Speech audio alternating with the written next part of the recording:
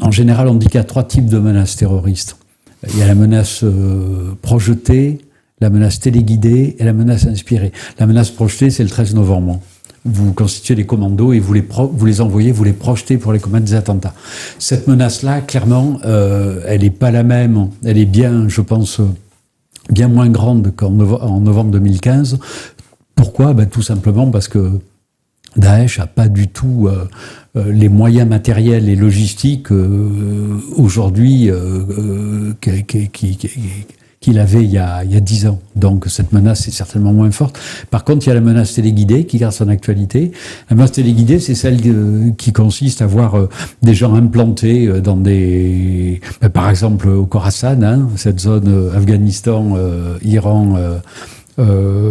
Tadjikistan, je crois, ou Kyrgyzstan, je sais plus, et qui consiste finalement à faire passer à l'action des gens de leur communauté qui se trouvent à l'étranger pour aller commettre des attentats. C'est typiquement les attentats qu'il y a eu en Russie il y a quelques mois, avec des gens de la communauté russophone qui sont activés par des gens d'ailleurs. Et je sais que là-dessus, parce qu'elle l'a d'ailleurs dit publiquement, la chef de la DGSI avait expliqué la dernière fois que j'avais entendu que son service avait vraiment...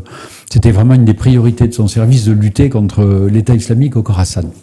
Et ça, c'est typique, ce genre de menace. Et la troisième, c'est la menace inspirée. C'est celle qui est peut-être la plus difficile à déceler et à contrer.